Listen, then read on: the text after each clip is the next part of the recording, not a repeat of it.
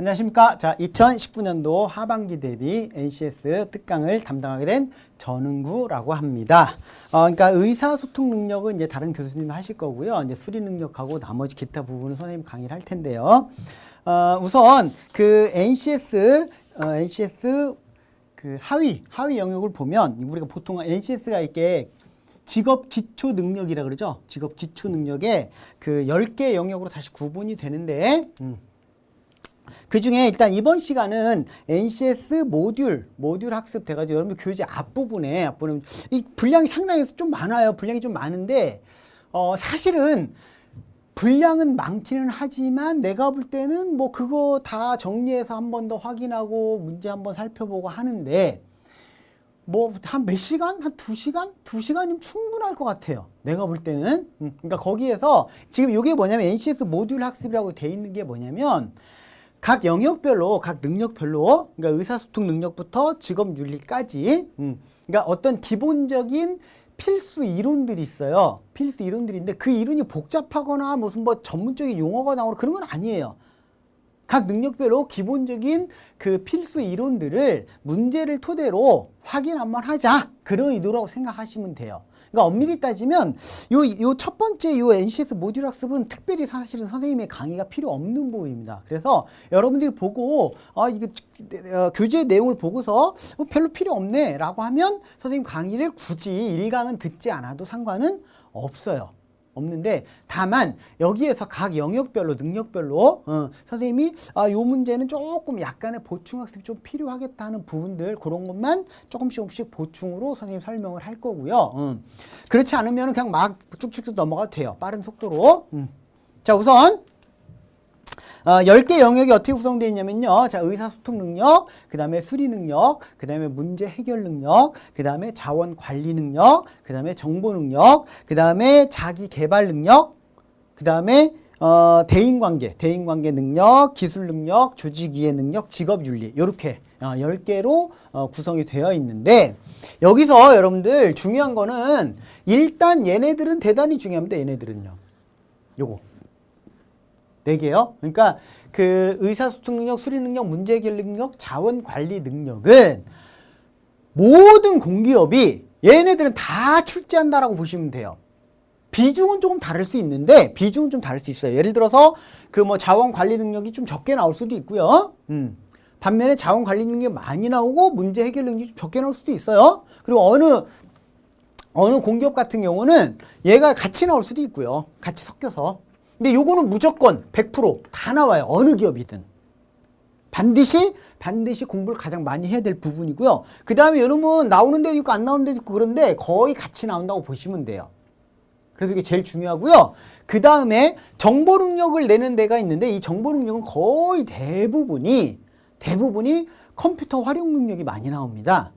여기에 컴퓨터 활용 능력에 여기에 어떤 뭐 바코드 문제라든지 그런 거 있죠. 그지? 그런 정보에 대한 거, 그런 게 가끔 주어지는 경우도 있고요. 근데 주로 컴퓨터 활용 능력인데, 이거는 내가 볼 때는 그래. 선생님보다 오히려 여러분들이 컴퓨터에 대해서 더 많이 알고요. 더 잘 알아. 이 컴퓨터 활용 능력이 어떤 고급 컴퓨터 기술이 아니라, 기본적으로 우리가 그 직무를 수행하는 데 있어서 필요한 것들, 예를 들면, MS 오피스 필요하죠? 그쵸? 그러니까 엑셀이라든지, 그 다음에 워드, 엑셀, 파워포인트 이런 것들, 그쵸? 이런 것들. 그 다음에 한글 프로그램 이런 것들. 그 다음에 윈도우 기본 다루는 이런 것들. 주로 거기에 대한 형태가 나오기 때문에 뭐 얘는 내가 볼 땐 특별히 따로 공부할 게 별로 없어요. 근데 얘가 제일 중요합니다. 그러니까 여기는 거의 안 나온다고 보시면 돼요. 요 파트는 100% 안 나오는 건 아닙니다. 이 중에서 한 문제, 두 문제 이렇게 나오는 경우는 있지만 얘네들이 무슨 뭐 5, 6문제 막 나온다 이런 건 없어요. 그러니까 여기서는 나와 봐야 비중이 굉장히 작다. 특히 이 기술 능력 같은 경우는 이 기술 능력 있죠. 이거는 주로 많은 기업들이 전공으로 대체하는 경우가 많아요.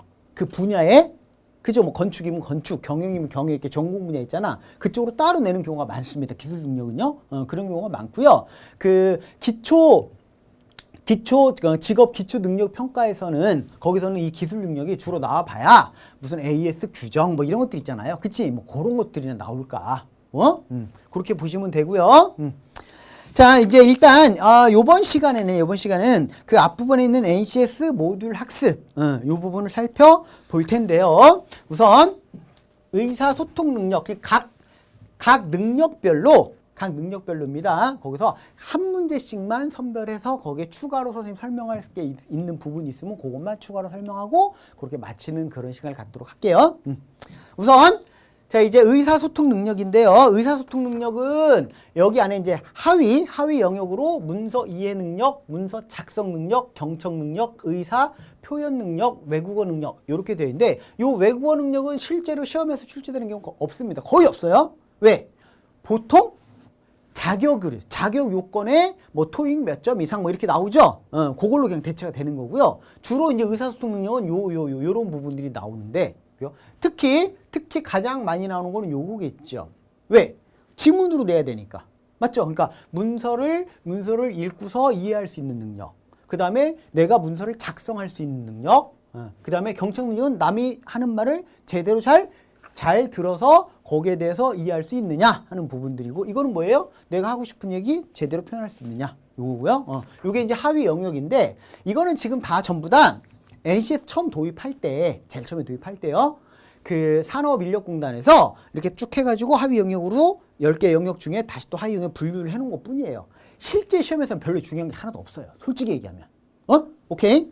실제 시험은 이거 별로 안 중요하고요. 자, 여기 여러분들 문제가 몇 문제 있는데 그 중에서입니다. 그 중에서 35페이지에 있는 문제를 잠깐 볼 텐데요. 이게 이제 기한서에 대한 내용인데 이 문제를 풀기 전에 간단하게 우리가 흔히 말하는 문서의 종류에 대해서 잠깐 몇 마디 하고서 문제를 볼게요.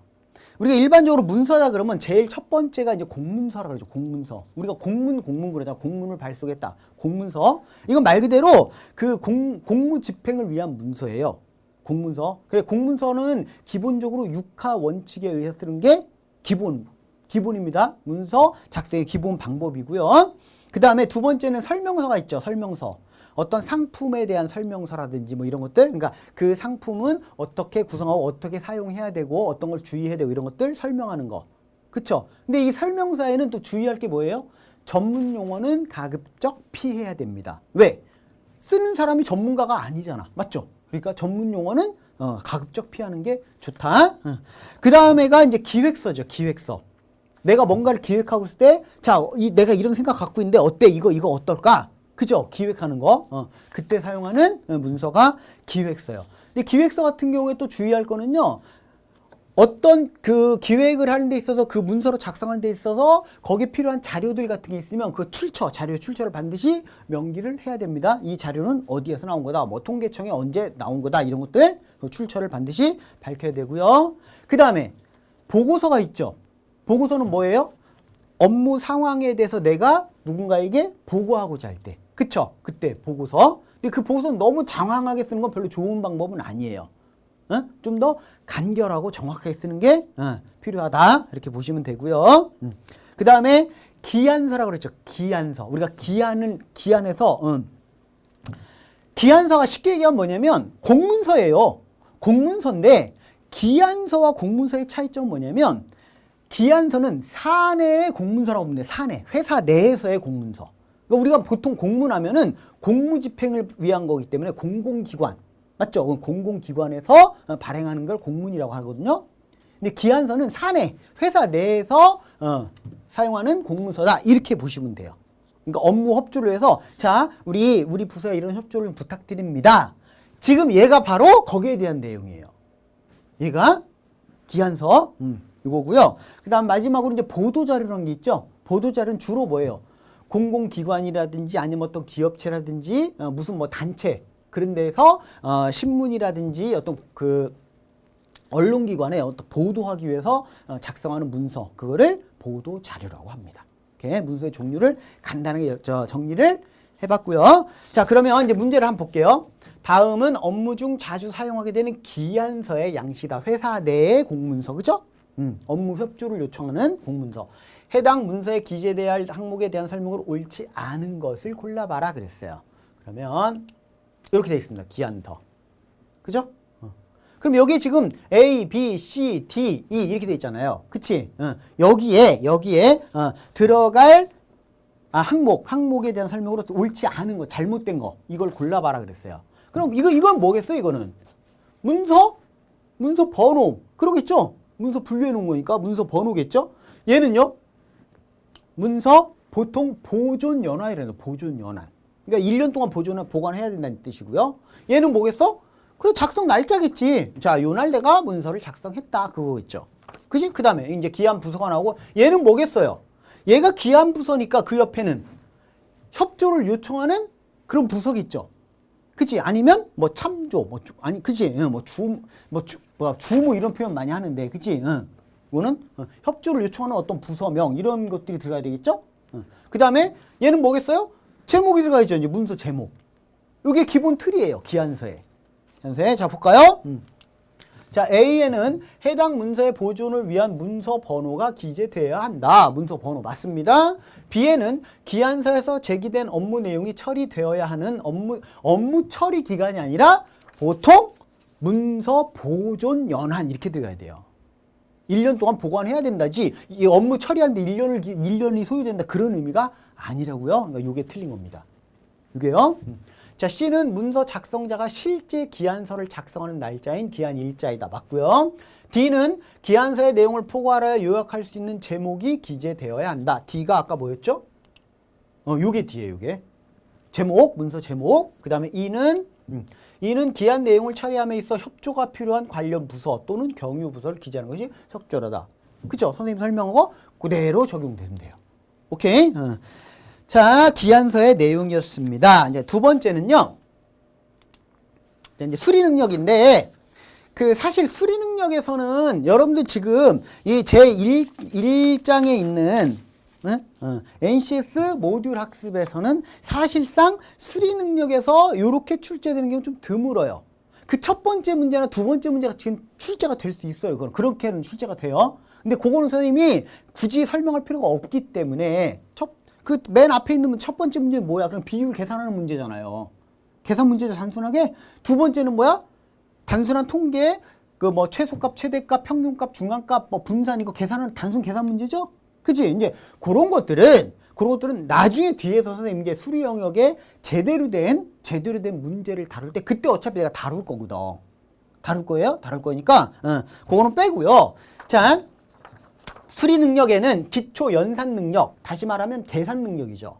계산을 제대로 할 수 있는지 보는 거고요. 두 번째는 기초 통계 능력, 통계를 제대로 구할 수 있는지, 제대로 볼 수 있는지. 그럼 세 번째는 도표 분석 능력, 표라든지 그래프라든지 이런 자료를 보고서 그거를 제대로 이해하고 분석해낼 수 있는지. 네 번째는 뭐겠어요? 도표 착성 능력이겠지 뭐. 그죠? 주어진 자료를 토대로 그래프로 나타낼 수 있는지, 표로 나타낼 수 있는지 그런 능력을 보겠다는 얘기겠죠. 근데 역시 이것도 별로 중요한 거 아니에요. 그죠? 중요한 거는 문제가 어떤 식으로 나오는데 그래서 그 문제를 어떻게 풀어야 되는데 그게 중요한 거지. 오케이? 자, 갑니다. 일단 여기서 문제 보면은 자 44페이지 있는 문제거든요. 44페이지 있는 문제인데 지금 얘가 아이고 이거 선생님 손 안 봤네. I'm sorry입니다. I'm sorry. 이게 좀 띄워야 되는데 그쵸? 그냥 갖다 붙였더니 이렇게 됐어요. 이 선생님이 되게 꼼꼼한 편인데 가끔 이런 실수해요.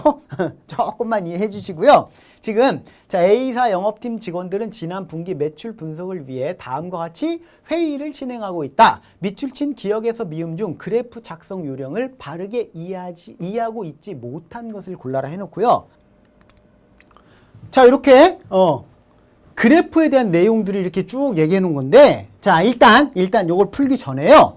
자 그래프에 대해서 한번 알아봅시다. 살펴볼게요. 우리가 일반적으로 이제 많이 사용되는 그래프들인데 가장 먼저 떠오르는 게 뭐가 있어? 선 그래프죠. 선 이렇게 그린 거? 그치? 주로 선 그래프는 주로 언제 많이 써먹어? 어떤 추이에 대해서 즉, 매년 증가하고 있구나. 매년 감소하고 있구나. 어떤 증가, 감소에 대한 추이를 알아보기 편한 게 선 그래프예요. 두 번째는 뭐가 있어요? 막대 그래프죠. 역시 막대 그래프. 막대 그래프는 주로 언제 편해요? 쓰기가. 비교 두 개 이상을 비교할 때 그죠? 막대 그래프로 나타내면 오호 얘가 얘보다 더 매출이 컸네. 이 회사가 몇 년도에는 매출이 더 컸네. 이런 거 비교하기 편하죠. 그치? 높낮이를 가지고 비교하면 되니까. 그 다음에 또 세 번째로 많이 쓰는 그래프가 뭐예요? 원 그래프예요. 원 그래프가 왜 여러분들 그 신문 같은 데서 많이 보잖아. 이렇게 해갖고 주어 몇 프로? 몇 프로? 몇 프로? 몇 프로? 그죠? 원을 이렇게 막 쪼개가지고 그죠? 그래갖고 원 그래프는 주로 구성 비율 그쵸? 얘가 차지하는 게 몇 프로, 얘는 몇 프로. 그걸 알아보기 편한 게 원그래프예요. 그 다음에 또 우리가 이제 자주 구경하지는 못하는데 가끔 볼 수 있는 것 중에 하나가 점그래프입니다. 점 막 찍어놓은 것들이 있어요. 그죠? 그래갖고 막 그 지도 같은 데다가 보면 점 막 찍어놓은 것들 있죠. 그래서 점이 많으면 뭐야? 그만큼 많구나. 대표적인 예가 뭐예요? 어떤 회사의 각 지점망 같은 거, 그치? 그런 거 지도 쫙 그려놓고요. 무슨 도 해가지고, 아니면 무슨 시 해가지고, 그치? 거기 지역별로 점 막 찍어놓잖아요. 점 많으면 뭐야? 그 지역에는 지점이 많다는 얘기 아니야. 즉, 점 그래프는 주로 언제 써먹어요? 분포 상태. 그죠? 얼마만큼 많이 분포하고 있는지, 적게 분포하고 있는지, 그걸 알아보기 편한 게 점 그래프예요. 그 다음에 또 뭐가 있을까? 층별 그래프라고 합니다. 막대 그래프랑 좀 달라요, 여러분들. 좀 다릅니다. 층별 그래프 해가지고, 막대 그래프처럼 이렇게 길게 이렇게 막대처럼 이렇게 돼 있는데, 그죠? 이렇게 해놓고, 그죠? 그래놓고, 찍찍 막 색깔을 이렇게 달리 하잖아요. 이렇게 달리 막 해가지고. 그지? 즉, 이것도 역시 구성비를 알아보기 편한 그런 그래프인데, 얘는 구성비에다가 거기에 추가로 더해요. 이렇게 해서 몇 년도 예를 들어서 2018년, 2019년 해가지고요. 이렇게 구성비에다가 그 합계까지 같이 알아볼 수 있게 그래놓고 이렇게 해서 이런 식으로 해놓고요. 이렇게 표시하죠. 이렇게 점선으로 떼데데데댕 이렇게 해요. 그죠? 이렇게 해요. 근데 예를 들면 쉽게 얘기하면 무슨 얘기냐면 어떤 기업이 있으면 그 기업체 내에서도 예를 들어서 매출액이 차지하는 비중 있잖아요. 예를 들어서 전자, 중공업, 화학 이렇게 다를 거 아니에요. 그지? 그 비중을 이렇게 나타내는 거야. 전자, 중공업, 화학 이런 식으로 비중을 나타내는데 그게 매년 똑같진 않죠. 그지? 매년 달라지잖아. 그래서 요것들을 비교하고 전자는 늘었네. 예를 들어 중공업은 뭐야 쪼그라들었네. 2019년에 즉 구성비하고 그 다음에 그 각각의 구성비가 어떻게 변화가 됐는지 그것조차 같이 알 수 있는 거죠. 이거를 층별 그래프라고 합니다. 이 층별 그래프는 옆으로 그리는 경우도 있어요. 옆으로 이렇게 쭉 해가지고. 맞죠? 요게 층별 그래프고요. 자, 마지막으로 또 하나가 더 있어요. 우리가 레이더 차트라 그래요. 레이더 차트. 아니, 스파이더 차트. 그죠? 스파이더 차트라 그러죠. 스파이더. 그러니까 거미줄 그래프. 또는 레이더 차트라고도 해요. 스파이더 차트 또는 레이더 차트. 이거는 뭐예요? 보통 오각형, 육각형 이렇게 해가지고, 그쵸? 삼각형도 있을 수 있고요. 그래서 왜 그런 거 있잖아. 브랜드, 가격, 색상, 디자인, 이렇게 해가지고 각 분야별로, 그치? 서로 각기 다른 두 회사의 제품에 대해서 소비자들의 선호도를 조사한 것이다. 해갖고 각각 점수를 매기죠. 그래서 브랜드는 몇 점, 요거는 몇 점, 요거는 몇 점. 그치? 그렇게 해서 이렇게 기억나요? 이렇게 막 그려가지고 막 이렇게 점으로 이렇게 표시하고 딱딱 연결하는 거 있죠? 그걸 레이더 차트라 그래요. 또는 스파이더 차트. 오케이? 자, 요렇게 그래프에 대해 쭉 내가 간략하게 정리를 한번 했습니다. 그럼 이 문제 볼게요. 자, 시대리가 우리 회사의 실적도 중요하지만 경쟁사와의 매출액 비교도 빼놓을 수 없는 자료입니다. 2개 이상을 비교할 때는 뭐라 그랬어요? 3개의 경쟁사와, 그러니까 4개네 총 자기네 회사 것까지 합해서 맞죠? 3개 경쟁사와 우리 회사의 시기별 매출액을 막대 그래프로 비교해 보면 좋을 것 같습니다. 맞죠? 막대 그래프는 주로 비교하기 좋은 그래프, 그죠? 그랬더니 T사원이 그럼 저는 동종업계 전체에서 우리 회사 매출액이 차지하는 비중은 얼마가 되는지 원형 그래프, 아까 내가 원 그래프라고 그랬죠. 원형 그래프. 그래갖고 우리 회사 몇 프로, A 회사가 몇 프로, 우리 회사가 몇 프로, C 회사는 몇 프로, 이런 거. 그죠? 한눈에 알 수 있도록 작성해 보겠습니다. 오케이. 이것도 오케이고요. L 과장이 이대리, 자네는 우리 회사 매출액의 증감 추이를 3년 전 자료부터 분기별로, 3년 전부터 매 분기별로 증감 추이. 무슨 그래프? 선 그래프. 그죠? 증감 추이는 선 그래프죠. 근데 뭐라 그랬어요? 층별 그래프? 층별 그래프는 아까 내가 뭐라 그랬어요? 구성 비에다가, 거기에다가, 그쵸? 구성 비율의 증감 상태까지 알아볼 수 있는 게 바로 층별 그래프였죠. 증감 추이를 알아본 건 뭐가 좋다? 선 그래프. 이게 틀렸죠. 이게 선 그래프가 돼야죠. 오케이? 자, 그러면 디귿이 틀렸습니다. 답 나왔어요? 오대리가 저는 제2사원과 함께 방사형 그래프를 이용하여 제품 분야별 매출 기여도 자료를 준비해 보겠습니다. 이 방사형 그래프가 쉽게 하면 아까 그런 게 방사형 그래프예요. 레이더 차트 같은 거. 그쵸? 그걸 토대로 해서 매출 기여도 자료를 분야별로 한번 준비해 보겠습니다. 이고요. 제2사원은 오대리님 그 자료는 원형 그래프로 작성하는 것도 좋은 방법일 것 같아요. 왜? 구성비를 알 수 있으니까요. 그치? 그래서 얘가 몇 프로, 얘가 몇 프로, 얘가 몇 프로 그걸 알아볼 수 있으니까요. 오케이? 자, 그 다음에 이번에는요. 그 정도 하고 자 이번에는 문제 해결 능력 가볼게요. 문제 해결 능력은 사고력과 문제 처리 능력 하위 영역으로 보면 다시 또 이렇게 두 분야로 나뉘는데 사고력 하면 말 그대로요. 자, 논리적 사고력, 그 다음에 창의적 사고력, 그 다음 비판적 사고력. 그러니까 여기에는 우리가 흔히 말하는 논리 문제 있죠. 논리 게임, 진실 게임, 진실 참고지 따지는 거, 명제 게임 이런 것들이 전부 다 여기 사고력에 해당하는 거예요. 전부 다요. 근데 사실은 엄밀히 따지면 저 사고력의 범위는 상당히 넓습니다. 사고력의 범위는요 상당히 넓어요. 그 선생님이 강의하면서 가끔 그런 얘기를 해요. 좋은 표현을 하면 사고력이고 안 좋은 표현, 나쁜 표현을 하면 잔머리다. 특히 수리 능력에서는 이게 필요하다라고 얘기를 많이 하거든요. 그러니까 사고력은 굉장히 폭넓은 광범위한, 그쵸? 생각사자잖아. 그러니까 이거는 참 사고력을 뭘로 정의 내린 것 자체가 사실은 좀 무리가 따릅니다. 상당히 광범위하고요.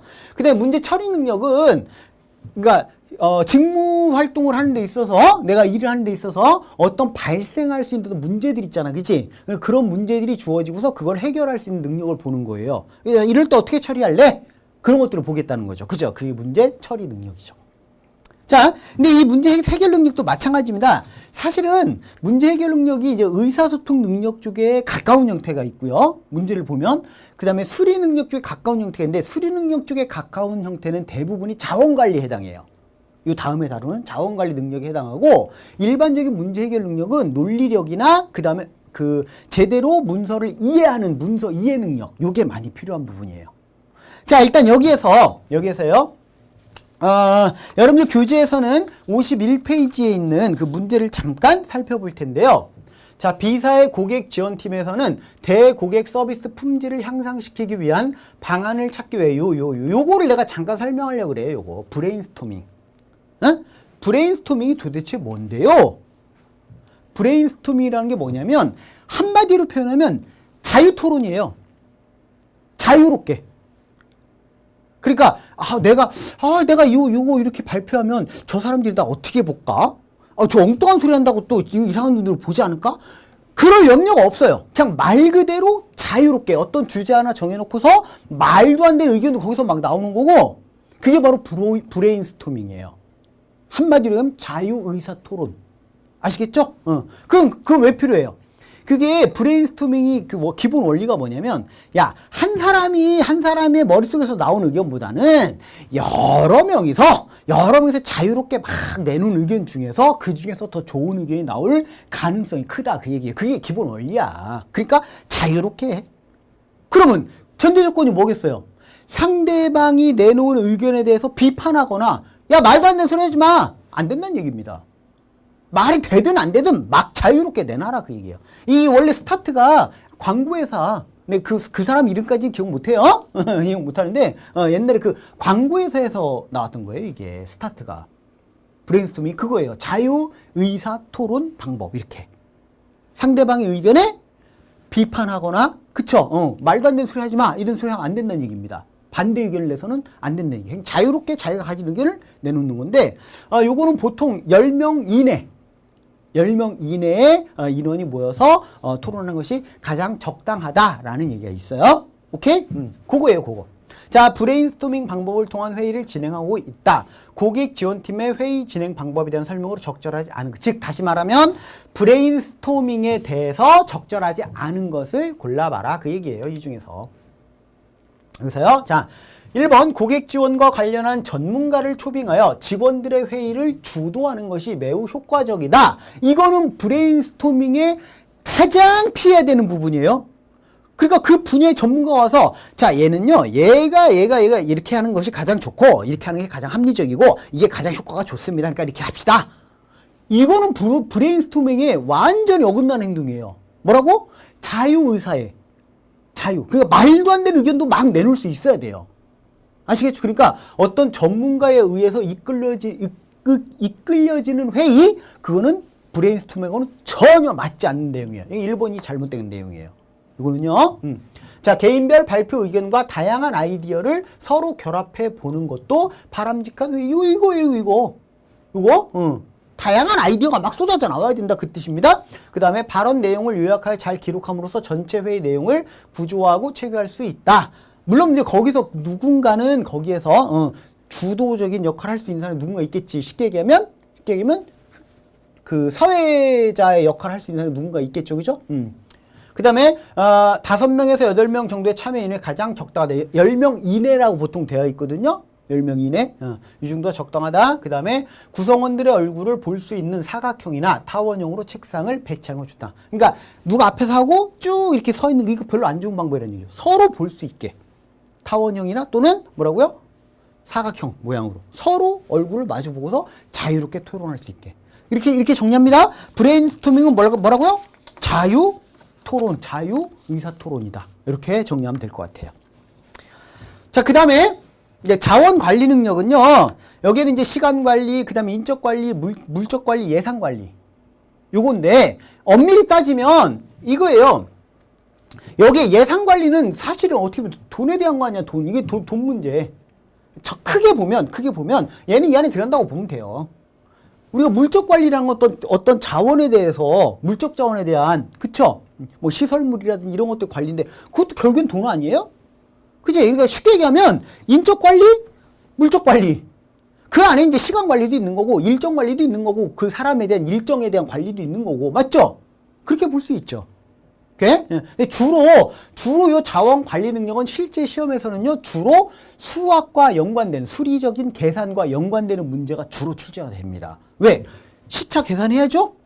그치? 그 다음에 비용, 예산이라든지 이런 것들, 비용 계산해야죠? 그러니까 수학적인 부분이 들어가요. 그래서 보통 문제 해결 능력은 의사소통 능력하고 연관되는 형태의 문제가 많고, 자원 관리 능력은 수리와 연관되는 문제가 많다. 이렇게 정리해 주면 될 것 같아요. 자, 여기에서 60페이지죠. 60페이지에 있는 문제, 60페이지에 있는 문제를 잠깐 살펴보도록 할게요. 요게 이제 예산 관리에 대한 문제거든. 예산 관리인 건데, 요거 이제 약간의 사고력이 필요한 문제예요. 약간의. 다음 A, B 두 회사의 상황을 참고할 때 예산과 비용에 대한 판단으로 적절한 것을 골라봐라 그랬어요. 그 내용을 잠깐 보면 A사 대형 거래처인 T공사의 입찰에 참여하여 난관을 뚫고 낙찰자로 선정되었다. 낙찰됐대요. 근데 입찰 전 내부적으로 무리한 가격을 제시하는 것을 우려하는 목소리가 있었지만 A사 경영진은 T공사와의 입찰에 성공하게 되면 그에 따른 파급 효과가 적지 않을 것으로 판단한 것이다. 결국 A사는 입찰 성공 후 프로젝트를 진행하는 과정에서 예상보다 큰 비용 투입으로 손실을 보게 되었다. 그러니까 낙찰자로 선정은 됐지만 그 뭐예요? 입찰 가격을 너무 낮게 책정했다는 얘기죠. 그래서 그 책정했던 비용, 그러니까 비용을 이 정도로 책정을 하게 해서 그러면 이렇게 요 가격으로 내가 입찰을 하면 낙찰을 받을 수 있겠구나. 근데 그 가격을 터무니없이 낮게 잡았다는 얘기입니다. 근데 실제로 이제 낙찰된 다음에, 입찰 성공한 다음에 그 프로젝트를 수행하는 과정에서 실제로는 내가 비용을 요만큼 잡았었는데, 맞죠? 요만큼으로 책정을 했었는데 실제 비용이 이만큼 들었다는 얘기죠. 그래서 손실 봤다는 얘기죠. 그죠? 즉, 얘 같은 경우는 책정 비용하고 실제 비용하고 실제로 들어간 비용 얘가 컸단 얘기입니다. 얘가. 그래서 손실을 봤단 얘기죠. 그럼 당연히 손실 보겠죠. 그죠? 내가 100만 원을 여기에 따른 비용이 100만 원 정도로 그죠? 책정을 하자 했는데 그래도 조금 힘들더라도 우리가 좀 덜남더라도 여기랑 딱 입찰 성공만 하면 우린 그 효과가 클 거다. 우리 회사는 어느 기업하고 그죠? 이러이러한 입찰에 성공을 했다. 그래서 프로젝트를 진행했다라고 하는 그 파급 효과를 보자 그 얘기잖아. 그래서 책정 비용을 좀 낮게 잡아서 입찰 금액을 낮게 책정했다는 얘기입니다. 맞죠? 근데 실제로 프로젝트를 진행해보니까 100만 원 책정했는데 비용을 헐날에 이게 200만 원 들었어. 그래서 손해봤어요. 그 얘기잖아요, 지금. 그 얘기입니다. 자, B사의 경우는 오랜 기간 투자를 진행한 끝에 자체 개발에 성공한 기술력은 B사의 최대 무기이다. B사는 해외 H 거래처와의 미팅에서 독점적으로 보유한 자사의 기술력을 믿고 다른 데서는 이 기술력이 없다는 얘기죠. 이 B사만의 독점적인 기술력, 프로젝트에 진행될 비용과 이윤을 다소 높게 책정했대요. 실제로 비용은 요만큼 될 것 같은데 비용을 이만큼 들어갈 겁니다. 라고서 예상 비용을 이렇게 책정했다는 얘기죠. 그죠? 그게 이윤도 높게 책정했다는 얘기죠. 한마디로 비싸게 입찰을 받겠지 그러면? 그 얘기죠? 일정 시간이 지나면 시장에서는 B사의 독점 기술을 대체할 신기술이 등장할 것으로 예상되지만 B사는 지금이 이윤 중대 적기라고 판단하고 있다. 얘들은 뭐예요? 요거랑 반대예요. 반대죠. 그러니까 초기에는 이윤이 많이 남겠지. 그쵸? 그 얘기입니다. 자, 그 다음에 이제 문제 볼게요. 자, A사의 경우 실제 비용이 책정 비용보다 적어서 아니라 커서죠. 실제 비용이 책정보다 더 커서. 맞죠? 커서 적자가 발생하는 상황이다. 틀렸습니다. 자, B사의 경우 책정 비용이 실제 비용보다 많아서 곧 적자가 아니죠. 초기에는 엄청난 흑자를 받겠지. 실제 비용은 이만큼밖에 안 드는데, 그쵸? 책정 비용은 우리 이만큼 비용이 이만큼 듭니다 하고 쉽게 얘기해 뻥튀기 한 거 아니에요. 그지? 그럼 그만큼 이윤이 더 남겠지요. 그지? 틀렸고요. B사의 경우 책정 비용이 실제 비용보다 많아서 가격 경쟁력에 문제가 될 수 있겠죠. 그럼 가격을 높게. 자, 우리랑 거래하려면 이만큼 줘야 돼. 근데 다른 경쟁사에서 만일에 그 기술력을 대체할 수 있는 신기술 개발이 되는 순간 어떻게 되겠어요? 가격 경쟁력이 문제가 될 수 있겠죠. 초반에는 아니겠지만. 그치? 그러면 요 놈이 답이 될 수 있겠죠. 예? A사와 B사 모두 자사가 처한 환경에서 가장 이상적인 업무 체제는 뭐예요? 실제 비용하고 책정 비용하고 비슷할 때. 실제 비용과 책정 비용이 거의 비슷할 때. 그럼 거기에 맞춰서 이윤을 거기서 덧붙여서 그쵸? 입찰을 하고 계약을 하고 프로젝트를 진행할 수가 있겠죠. 오케이? 그러니까 뭐라고요? 실제 비용과 책정 비용이 거의 비슷할 때. 이때. 그 다음에 B사와 같이 거래처를 개발하기 위해서는 비용을 높게 책정할수록 유리하다. 비용을 높게 책정할수록 가격 경쟁력 그만큼 어떻게 된다? 떨어질 수 있다. 그래. 물론 다른 데서 아무도 그런 기술이 없다면 B사 혼자만 완전 독점이 된다면 그죠? 그 독점 체제가 유지되는 한은 B사가 굉장히 큰 이윤을 얻을 수도 있겠죠. 맞죠? 그러나 거래처 개발에는 너무 비싸요. 이런 말이 나올 수가 있다는 얘기입니다. 오케이? 따라서 이거는 적절하지는 못하다. 자, 그 정도 하고요. 자, 이번에는 정보 능력 가볼게요. 정보 능력. 정보 능력은 주로 실제 시험에서야. 실제 시험에서는 얘가 많이 나옵니다. 얘가. 아시겠죠? 그 다음에 정보 처리 능력인데 요거는 무슨 정보 처리 능력은 이게 그 전공 선택이 아니면 정보 처리 능력은 낼 게 뻔해요. 무슨 바코드라든지 코드 분류라든지 뭐 이런 거밖에 낼 게 더 있겠어요? 그렇잖아요. 그치? 그러니까 주로 나오는 게 컴퓨터 활용 능력이 많이 나오고요. 정보 능력이 출제되는 기업은 아시겠죠? 주로 얘가 많이 나오고요. 정보 처리 능력은 기껏해야 뭐 코드 분류 정도 그 정도가 주로 많이 나온다라고 보시면 돼요. 오케이? 자, 근데 여기서 여러분들 교재 67페이지입니다. 67페이지. 67페이지인데요. 다음 중 기업 경영에 사용되는 컴퓨터 활용의 예로 옳지 않은 것. 요거 잠깐 설명하려고요. 요거. 여기 뭐예요? CAM? 뭐? 컴퓨터 에이디드 에이티드 맞죠? 선생님 발음이 좀 선생님이 옛날에 학교 다닐 때는 듣기 평가 이런 게 없었어요. 진짜로 선생님 처음에 ABCD 배워 그 다음에 Z 이렇게 배웠던 세대예요. 그러니까 이해하세요? 여러분들이 볼 때는 저 발음 개판이네 그럴 수 있습니다. 이해하시고요. 자, 컴퓨터 에이디드 매니팩처. 그러니까 뭐예요? 컴퓨터를 그치? 매니팩처 생산에 적용하는 거란 얘기예요. 생산에 적용해서 컴퓨터를 이용한다는 얘기죠. 그래서 우리가 우리말로 하면 컴퓨터 이용 생산 이렇게 들어가요. 오케이? 다시 컴퓨터 에이디드 매니팩처링. 이건 뭐예요? 생산에 관련된 거야. 이거 말고 또 있죠. CAD, CAD라 그러지, CAD. 그건 뭐예요? 컴퓨터 에이디드 디자인. 그쵸? 그치? 그러니까 디자인하는데 컴퓨터를 응용해서, 그치? 컴퓨터 이용 설계라 그러죠. 우리말로 표현하면. 컴퓨터 이용 설계. 이거는 컴퓨터 이용 생산. 이거는 뭐냐면요. 경영에서 필요한 그 컴퓨터 활용의 예가 아니고 이건 산업 분야에서 경영 분야가 아니라 산업 생산 분야에서 필요한 거예요. 캠이나 캐드는요. 그러니까 여기 일단 답이에요. 여기 1번. 됐습니까? 자, 그럼 얘는 뭔데요? MIS. 이건 쉬우니까 이거 먼저 할게요. 이거 먼저 쉬우니까요. OA 다 알죠? 사무 자동화. 그치? 오피스 오토메이션. 그쵸? 이건 사무 자동화. 이건 뭐 다 아는 거고요. EC도 다 알죠? 이거. 그치? 이게 일렉트릭 커머스인가? 그쵸? 전자상거래. 사무 자동화 전에 이거 다 아는데 요것들은 여러분들이 요것들 아마 모를 수도 있습니다. 못 들어봤을 수도 있어. 근데 이런 용어들은 어쩔 수 없어요. 외워야지 뭘. 그쵸? 자, 얘는 뭐냐면 이게 매니지먼트. 그다음에 I가 뭐였지? I가 인포메이션. 그러니까 매니지먼트 인포메이션 시스템.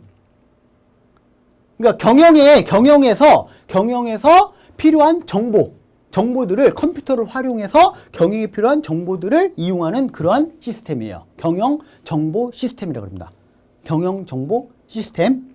오케이? 그다음에 DSS 요 D는요. 요 D는 decision. 디사이드의 명사형 결정. 그쵸? 이건 서포트 그다음에 시스템. 맞나? 맞을 거예요. 아마 decision 서포트 시스템. 그래 DSS 이렇게 부릅니다. 그래 의사결정 지원 시스템이죠. decision 결정하는데 의사결정하는데 서포트하는 시스템. 아시겠죠? 의사결정 지원 시스템 이렇게 얘기합니다.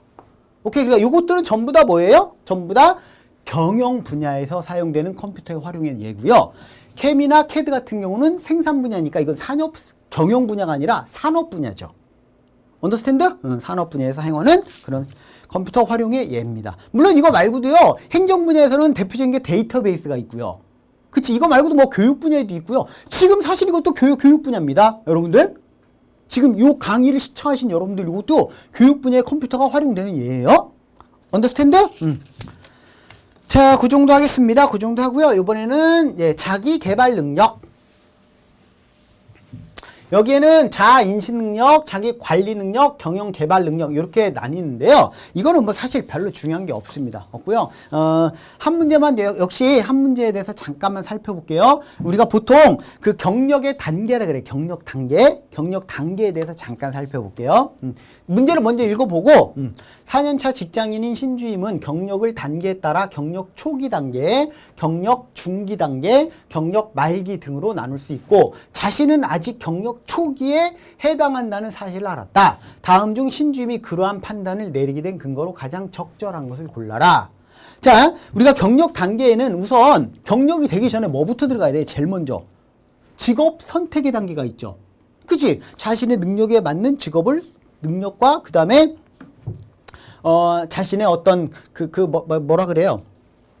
이렇게 가끔 이렇게 단어가 생각나지 않을 때가 있어. 그쵸? 왜 자기가 좋아하는 거 이런 거 있잖아. 그런 단어가 생각이 가끔 안 나. 어쨌든 본인의 능력이라든지 여기에 맞는 뭐라고 해야 되나? 그 단어 갑자기 생각 안 나는데. 아무튼 거기에 맞는 직업을 선택하는 단계. 경력 초기 전이에요. 직업 선택 단계. 됐죠? 두 번째는 이제 저거 직업을 선택을 했어요. 그럼 뭐 해야 돼? 조직에 입사해야 될 거 아니야. 그죠? 그 회사에 들어가야 될 거 아니에요. 조직 입사 단계가 있어요. 그치? 그 회사를 선택해서 그 회사에 이제 입사하는 단계. 그 다음에 이제 그 회사에 입사한 다음에 경력 초기, 그 다음에 경력 중기, 경력 말기 이렇게 나뉘는 거죠. 그럼 경력 초기 단계는 뭐예요? 그 조직에 입사했으니까 뭐 해야 돼요? 분위기 파악해야 돼, 한마디로. 맞죠? 그 조직 체제라든지 그 조직에서의 규범이라든지 그쵸? 그 다음에 조직에서 내가 맡은 업무라든지 이런 것들 그걸 파악해야 될 거 아니에요. 그게 경력 초기 단계죠. 그러니까 여기서 물어본 게 그거 아니야. 그거 지금 경력 초기에 해당한다. 맞죠? 그 다음에 이제 어느 정도 거기에 조직에 익숙해지면 이제 조직 중기 단계에 되죠. 중기 단계. 그럼 조직 중기 단계에서는 뭐예요? 그동안에 본인이 성취한 것을 다시 평가하는 단계죠. 그치? 다시 재평가하는 단계고, 마지막 조직 말기 단계는 뭐예요? 이제 은퇴를 고려해야 될 단계, 한마디로. 그쵸? 그러니까 본인이 그 쌓아놨던 업적들 또는 그 생산에서 자기가 닦아놨던 것들에 대한 기여자, 그 조직에 대한 본인의 공로, 그치? 기여자로 남는 단계. 퇴직을 결정해야 되는, 고려해야 되는 그런 단계가 경력 말기 단계겠죠. 그죠? 자, 그러면 볼게요. 자, 아직 30대, 이거는 전혀 상관없어요. 그죠? 이게 연령에 대한 건 상관없고요. 아직 자신에게 적합한 직업을 탐색, 이거는 뭐예요? 직업 선택의 단계예요. 그치? 그 다음에 현재 조직의 규칙과 규범, 직무 등을 배우고 있기 때문에 요게 바로 뭐라고요? 경력 초기 단계죠. 경력 초기 단계고요. 현재 자신의 가치를 지속적으로 유지하려고 노력하고 있기 때문에 이거는 경력 말기 단계입니다. 아시겠죠? 경력 말기에 자신의 가치를 지속적으로 유지하려고 그 다음에 퇴직을 이제 슬슬 준비해야 되는 그런 단계. 그 다음에 지금까지 자신이 성취한 것들을 재평가하고 있기 때문에 이거는 경력 중기에 해당하는 거예요. 경력 중기 단계. 됐죠? 자, 자기 개발 능력에 대해서 살펴봤고요. 자, 이번에는 대인관계 능력 볼게요. 대인관계. 대인관계는 팀워크 능력이라든지 리더십 능력, 갈등 관리 능력, 협상 능력, 고객 서비스 능력 등이 있습니다. 별거 없어요. 별거 없고요. 자, 우리 협상 능력에 대해서, 협상에 대해서 잠깐 살펴볼 건데요. 자, 여러분 교재에서는 86페이지에 협상 테이블에 앉은 사람이 협상을 잘 이끌어 나가기 위하여 사용할 수 있는 전략은 여러 가지가 있는데 다음 글에서 설명하는 협상 전략은 뭐겠습니까? 그랬어요. 자, 협상 전략에는 크게 네 가지로 나눕니다. 네 가지가 첫 번째는 협력 전략. 첫 번째 협력 전략. 두 번째는 유화 전략. 세 번째는 회피 전략, 네 번째는 강압 전략. 이렇게 네 가지로 나뉩니다. 그러니까 첫 번째 협력 전략은 우리가 윈윈이라고 그러죠. 윈윈. 나도 이기고 너도 이기고. 협력 전략은 뭐예요? 말 그대로 협력하는데 지금 내가 가지고 있는 것들 중에서 내가 그다지 별로 그렇게 크게 중요성이 좀 떨어지는 것들. 이건 얘보다 좀 덜 중요해. 그런 것들은 내가 상대방한테 양보를 하고 내가 이거 양보할게. 대신에 나 이렇게 해줘. 서로 협력을 통해서 하는 윈윈 게임. 윈윈 전략이에요. 윈윈 전략. 협력 전략은요. 그 다음에 유화 전략은 말 그대로 내가 굽히고 들어가는 거예요. 유화 전략 한마디로 내가 굽히고 들어가는 거예요. 그냥 네가 요구한 거 내가 다 수용하게 다 받아줄게. 우리가 보통 갑을관계, 그죠? 을이죠, 을. 갑을관계, 을. 유화 전략. 이 굴복 전략은 유화 전략의 그 하나의 분야일 뿐이에요. 유화 전략 안에는 수용 전략도 있고 굴복 전략도 있고요. 요 안에 유화 전략. 이거 한마디로 이거는 뭐예요? 로스빈. 그죠? 그 다음에 회피 전략은 이건 반대. 회피는요. 협상을 하는 데 있어서 피하는 거야. 자꾸 협상을 피하는 거예요. 그럼 어떤 경우 그럴까? 야, 나는 이거 협상 안 해도 내 다른 대안이 있어. 싫음 말고. 이거 쉽게 얘기하면 회피 전략은 싫음 말고. 이거예요. 그러니까 이거는 반대죠. 상대방이 로스, 내가 윈이죠. 거꾸로 해요. 거꾸로 해서 내가 먼저 얘기하지. 내가 우선이니까. 그러니까 윈, 로스. 그 전략. 이렇게 보시면 돼요. 회피 전략. 그 다음에 마지막 강압 전략은 뭐예요? 강압 전략은? 잘못 얘기했어, 이거. 큰일 날 뻔했습니다. 윈 로스가 아니라 로스야. 로스. 그러니까 이 회피 전략은요, 상대방이 나한테 매달리지 않는 이건 서로 협상이 안 될 가능성이 상당히 높은 겁니다. 한쪽에서 일방적으로 피해버리니까요. 실은 바로 이거니까. 근데 얘는 뭐예요? 강압 전략은. 요거랑 완전 정반대 전략, 정반대. 얘는 거꾸로 갑의 입장이죠. 쉽게 얘기하면. 내가 이런 조건을 내세울 테니까 하려면 말라 무조건 말어. 나 딴 데랑 할게. 그죠? 그거예요. 강압적으로 자신의 조건을 수용하게끔 만드는 거지. 그죠? 흔히 말하는 갑질 전략이죠. 요거. 됐습니까? 요거는 요 안에 포함되는 거고요. 이렇게 네 가지 전략이 있어요. 네 가지 전략. 자, 볼까요? 자, 우리 모두가 잘 되는 윈윈 전략 하면 협력 전략이에요. 이거는 윈윈 전략 하면 협력 전략. 얘는 로스 윈 전략. 얘는 로스 전략. 얘는 윈 로스 전략. 이렇게 정리하면 될 것 같아요. 자신이 가지고 있는 것 가운데서 우선순위가 낮은 것에 대해서는 상대방에게 양보하고, 그죠? 대신에 자기가 얻고 싶은 거는 좀 얻어내고, 이런 것들. 이 전략을 사용하려면 협상 참여자들이 신뢰에 기반을 두고 있어야 합니다. 협력 전략에 대한 설명이었어요. 오케이? 자, 그 다음 이번에는요, 가볼게요. 자, 이번에 기술 능력 갑니다. 기술 능력. 요것도 역시 별로 중요한 게 없어요. 그냥 여러분 내용 한번 쭉 살펴보면 되고요. 왜냐하면 기술 능력은 주로 아까 얘기한 것처럼 주로 이 많은 기업들이 전공 선택으로 대체합니다. 대부분이. 그러니까 별로 낼 게 없어요. 기껏 해봐야 무슨 뭐 AS 규정이나 나올까. 그치? 어떤 설명서 이런 것들. 자, 여기서 여러분 교재에서는 90페이지인데 90페이지에 기술 시스템의 발전 단계. 이걸 잠깐 살펴보면요. 제일 처음에 뭐가 돼야 되겠어? 일단 발명해야 될 거 아니야. 맞죠? 발명해야 되고 개발해야 될 거 아니에요. 얘가 제일 먼저죠. 그죠? 새로운 기술에 대한 시스템을 발명하고 개발하고 혁신의 단계. 여기 1번이 될 거고요. 그 다음 그거 발명한 게 어떻게 돼야 돼요? 기술 이전이 돼야죠. 다른 지역으로 기술이 파급돼야 될 거 아니야. 그치? 기술 이전의 단계. 이게 두 번째겠죠. 이게 두 번째. 됐습니까?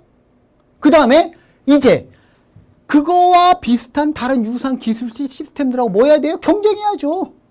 그치? 경쟁해야 됩니다. 이게 세 번째. 그래서 마지막에 그 경쟁에서 승리한 기술, 이긴 기술, 그 기술 시스템이 어떻게 돼요? 그죠? 확고하게 다져지겠죠. 그것이 이제 시장을 지배하겠지. 이게 기술 공고화 단계가 네 번째. 이렇게 될 겁니다. 그래서 1단계는 리을, 그 다음 2단계는 기억, 4번이겠네. 그쵸? 그 다음에 3단계는 디귿, 4단계는 니은. 됐죠? 그럼 4번이 답일 거예요. 오케이? 간단한 문제였습니다. 넘어갈게요, 바로. 자, 이번에는 이제 조직 이해 능력입니다. 조직 이해 능력. 여기에는 뭐 국제적인 감각 기르는 거, 조직 체제에 대한 이해를 하는 거, 그냥 경영에 대해서 이해하는 능력, 마지막으로 업무의 이해 능력, 뭐 이런 것들이 있다 했는데, 조직 이해 능력에서 가장 중요한 거는요, 스와트 분석입니다. 이게 경영 이해 능력에 해당하는 것 중에서 우리가 스와트 분석이라고 하거든요. 요거는 시험에 종종 나와요. 그러니까 조직 이해 능력 중에서 사실 조직 이해 능력 문제가 나오면 못 풀 게 뭐가 있겠니? 그렇지 않겠어요? 기껏해야 무슨 뭐 결제 시스템이라든지 뭐 이런 것밖에 낼 수 있는 게 더 있겠어요? 그렇잖아요. 낼 게 별로 없어요. 근데 굉장히 자주 그래도 등장하는 거. 조직 이해 능력에서 자주 등장하는 게 바로 요 놈이에요. 어디 갔어? 스와트 분석이라고 하는데, 자, 요걸 잠깐 볼게요. 여러분 교재에서는 100페이지입니다. 100페이지. 다음은 시음료 회사에 대해 스와트 분석을 한 것이다. 주어진 환경 분석 결과에 대응하는 전략과 그 내용의 연결이 옳은 것을 골라봐라. 그럼 스와트 분석이 뭡니까야? 스와트 분석이 뭐냐면, 자, 여기에 딱, 여기 보세요. 스와트가 스트렝스, 강점. 그 회사가, 그 기업이 현재 가지고 있는 내부적인 환경으로서의 강점. 그 다음에 약점. 위크니스. 그래서 S, W. 그 다음에 요거는 기회. 어떠한 기회가 주어졌을 때 그 기회를 살리는 거. 그 다음에 요거는 위협이 되는 거. 요거하고 요거는 외부적 환경이에요. 외부적 환경 요인이고요. S하고 W는 내부적으로 그 회사가 가지고 있는 내부적인 강점과 약점. 내부 환경. 요거는 외부 환경 요인. 외부로부터의 환경적인 요인. 이거예요. 그래서 요 맨 앞 글자를 따서 스트렝스, 위크니스, opportunity, 그 다음에 threat. 맨 앞 글자를 따서 SWOT에서 스와트 분석이라 그래요. understand? 그러면 여기에는 이렇게 돼요. 자, 첫 번째 SO 전략이 있고요. ST 전략이 있고 WO 전략이 있고 WT 전략이 있어요. 그러니까 SO 전략은 뭐야? 내가 가지고 있는 강점을 최대한 활용을 해서 이 좋은 기회를 살리자. 그 전략이고요. ST 전략은 내가 가지고 있는 강점을 적절히 최대한 활용을 해서 위협이 되고 있는 외부적인 그 요인을 잘 견뎌내자. 그런 전략이고, 얘는 거꾸로죠. 얘는 반대로. 그러니까 내가 현재 가지고 있는 양점을 최대한 보완을 해서 기회를 잘 살려보자라는 게 WO 전략이고요. 얘는 그 위협이 되는 요소들을 최대한 막아보자라는 게 WT 전략이에요. 이게 스와트 분석인데, 이게 이제 시험에 나오면 이런 식으로 좀 나온단 말이에요. 이런 식으로. 지금 요 문제처럼 이렇게 나와요. 그래서 지금, 보면요. 연결이 여기서는 옳은 것을 골라라. 또는 옳지 않은 것을 골라라. 이렇게 나와요. 나오는데, 별거 없어요. 다른 거 없고, 요 문제의 내용에서 여기에 해당되는 거 빨리빨리 찾으면 돼요. 찾으면 됩니다. 자, 볼게요. 1번 SO 전략, 강점 및 기회 전략. 자, 스포츠 경기에 음료를 협찬하여 브랜드 가치를 상승시킨다. 보세요. 여기에 스포츠 경기에 음료를 협찬하여 뭐에 해당해요? 스포츠 마케팅의 기회. 여기에 해당하죠. 그죠? 그 다음에 브랜드 가치를 상승시킨다. 여기에 해당하죠. 그럼 SO 전략이에요. 이거 맞는 거예요. 1번이 답인 거야. 아시겠죠? 그럼 얘 볼게요. ST 전략, 자, 강점 및 위협 전략. 온라인 유통 경로를 확대하여. 그 뭐예요? 온라인 유통 경로를 확대한다? 유통 경로의 확대는 뭐예요? 기회잖아. 이게 일단 T가 아니야. O지 O. 기회잖아요. 맞죠? O가 돼야 돼. 영업 경쟁력을 강화한다. 다양한 영업 전략을 보유하고 있다. 그죠? 이거는 SO 전략이야. SO. 됐죠? 그 다음 이렇게 찾는 이 문제 풀 때 이렇게 푸는 거야. 이렇게. 자, 그 다음 또 ST 전략. 산간 지역 유통 경로를 확대하여. 역시 유통 경로를 확대하여 그랬어요. 유통 경로의 확대는 기회라고. 기회. 이게 T가 아니라 O라니까요. O? 됐죠? 영업 경쟁력을 강화한다. 이것도 역시 SO 전략이에요. SO. 영업 경쟁력은 여기에 해당하는 거잖아. 맞죠? 그 다음 WO 전략. 약점 및 기회 전략. 자, 건강 음료를 개발하여 브랜드 가치 상승. 그죠? 여기에 자, 건강 음료를 개발한다. 이거는 뭐에 해당합니까? 여기에 소비자의 건강 지향적 소비 성향에 해당하죠. 그치? 여기에 해당한다고. 여기에 건강에 대한 거. 그죠? 그러니까 이건 T야. T. 근데 이게 W가 아니야. W가 아니고요. 브랜드 가치 상승은 뭐야? 높은 브랜드 가치. S잖아요. 그러니까 이거는 ST 전략이 돼야죠. ST. 틀렸고요. 그 다음에 WT 전략. 1+1 영업 전략을 통하여 경쟁 업체 사이에서 우위를 차지한다. 여기 보면 다수의 경쟁 업체. 맞죠? T죠? T. 여기. 영업 전략을 통하여. 영업 전략. 다양한 영업 전략을 보유하고 있는 것은 강점이죠. 그러니까 이거는 역시 ST 전략이 돼야 돼요. W가 아니라 ST 전략. 이게 바로 스와트 분석입니다. 오케이? 자, 조직 이해 능력이었습니다. 마지막으로 직업 윤리를 잠깐 살펴보는데요. 직업 윤리. 이거는 뭐 말 그대로 근로 윤리, 공동체 윤리. 말 그대로 도덕적인 걸 얘기하는 건데, 자, 여기서는 내가 별로 설명할 건 없고요. 그 110페이지에 있는 문제, 마지막 문제 잠깐만 살펴볼게요. 자, 땡땡공사는 연수에서 최근 사회적으로 큰 화두로 떠오르고 있는 직장 내 성희롱 예방에 관하여 동기들끼리 모여 토론하는 시간을 마련하였다. 다음 중 옳은 발언을 모두 골라봐라. 그랬어요. 자, 이렇게 돼 있는데, 선생님이 여기서 잠깐 해주고 싶은 얘기는 뭐냐면, 여러분들, 우리가 성폭력이라는 여기에 대해서 잠깐 얘기하려고 그래요. 여기에 대해서. 왜 잘못 알고 있는 경우가 많아서 그래요. 우리가 보통 성폭력하면, 성폭력에는 세 가지로 나뉩니다. 세 가지로. 세 가지로 나뉘는데요. 하나는 성희롱이 있고요.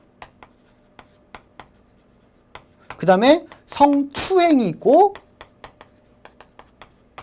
성폭행이 있습니다. 그래요? 그러니까 이거를 다 통틀어서 우리는 성폭력이라고 하는 거예요. 이걸 다 통틀어서. 근데 내가 왜 이렇게 나눠놨냐면 여러분들 주의할게요. 성희롱했다고 해서 여러분 감옥 가는 거 아닙니다. 감옥 안 가요. 즉 성희롱은 말로서, 그죠? 말로서 상대방에게 어떤 성적인 수치심을 주는 거, 이게 성희롱이라 그래요. 그쵸?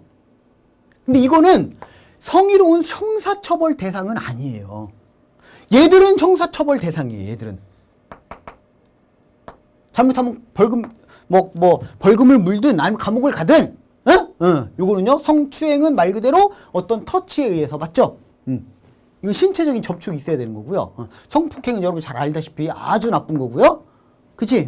이렇게 요걸 잠깐 얘기하려고 그랬어요. 중요한 거는 성희롱은요 형사처벌 대상은 아닙니다. 말로써 희롱하는 거는. 자, 볼게요. 성예절에 어긋나는 행동에는 단호하게 거부하는 대신, 그죠? 나중에 자신이 불편했다는 점을 밝히는 것이 좋은 것 같아요. 요 내용은 전혀 문제가 없습니다. 전혀 문제가 없는데, 문제는 뭐예요? 요거예요. 요거. 나중에란 말이 들어가면 안 돼요. 그 자리에서 해야지. 나중에 가서 나 그때 불편했었습니다. 기분 나빴어요. 그렇게 얘기하지 말고요. 그 즉석에서 하라는 얘기입니다. 이렇게 하지 마세요. 나 기분 나쁩니다. 요거 잘못된 내용이고요. 자, 회식 자리에서 여직원에게 술을 따르게 하는 것은 절대 업무의 연장이, 당연히 이것도 일종의 성희롱이에요. 이것도 일종의. 야, 술은 여자가 따라야 맛이, 이게 성희롱입니다. 그거 여러분들 그런 말 하면 안 돼요. 이거 일종의 성희롱이에요.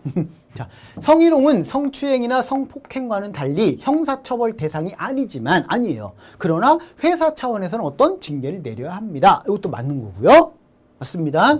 성희롱을 예방하기 위하여 여성은 여성의 특징을 살린 업무에 한정적으로 배치하는 것이 서로에게 좋아요. 기본적으로 성에 대한 게 뭐예요? 남성과 여성을 구분 짓다 보니까, 그치? 야, 넌 여자니까 이런 일이나 해. 이건 우리가 할게. 이거 자체가 바로 잘못됐다는 거죠.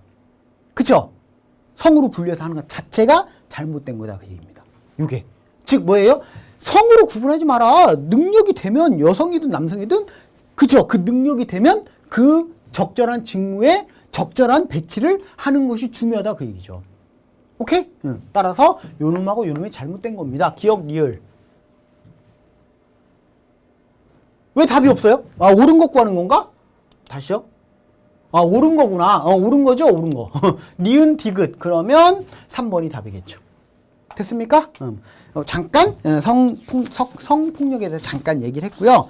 자, 일단 여기 그 1강 NCS 모듈 학습은 이렇게 간단하게 정리를 하는 걸로 하고요. 나머지 내용은 여러분들 한번 쭉 읽어보면 다 충분히 소화시킬 수 있는, 내가 볼 때는 뭐 몇 시간이면 충분히 될 것 같아요. 자, 요걸로 마치고요. 자, 일단 2강은 여러분들 이제 그 의사소통 능력에 대해서 이제 다른 교수님이 강의를 하실 거고, 선생님은 이제 3강에서 수리 능력의 기출 유형 학습인가요? 거기에서 다시 한번 그렇게 만나도록 할게요. 자, 지금까지 전은구였습니다.